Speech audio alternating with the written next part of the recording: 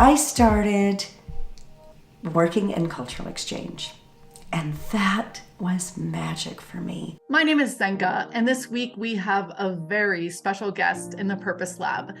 This woman's heart is so big, her kindness literally wraps around the world to all sorts of people of all nations, all colors, all economic status, and all purposes.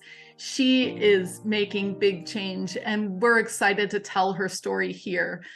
I would be talking about none other than Laura Rose. Her voice is so beautiful. She almost sounds like she's singing when she's talking.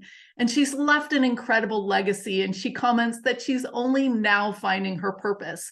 But in her story, you'll see that she's had some incredible opportunities that happened when she really asked for a sign and asked for advice. She thought she was getting over the hill at age 26. And she says, okay, where is my purpose? Where is my passion? Show me, show me. And 2 years later, she met someone that would change her life.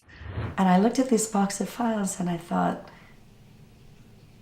that box is kind of a magic box. And if I open it, I can wave my little wand and make some magic happen. And essentially that man hired me with great faith. I mean, I really didn't know what I was doing, but he gave me an opportunity. And I knew that that was what I had been praying for when I was 26. So that was a couple of years later. But I was watching and I was meeting people along the way. And when I met him, it was just like a light bulb went off. And I never looked back. Remember that it only takes one person to give you that opportunity that you can recognize as the beginning of something huge. Another remarkable thing about this interview, which you will see, is that she was able to remember her dreams. Are any of you guys able to remember your dreams? It's something that is worth learning how to do, whether you ask for it before you go to bed or whether you leave a journal next to your bedside table. In the first dream, she talks about being pushed way outside of her comfort zone.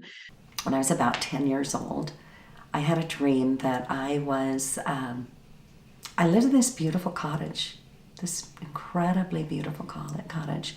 And it was sort of like, it had a fireplace and it had some half timbering and it was set in a beautiful forest and there were trees and butterflies and flowers everywhere. And one day this knock came on the door and it was this boom, boom, boom. And I was trembling in the dream. And I went to open the door and there was a spirit being there. And the spirit invited me to join it on this sort of magic carpet, this invisible magic carpet. And I knew that I had to go.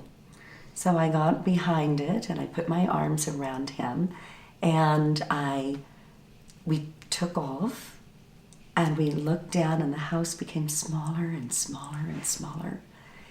And I held tighter and tighter as we flew over beautiful scenes of forests and flowers and until the landscape began to change.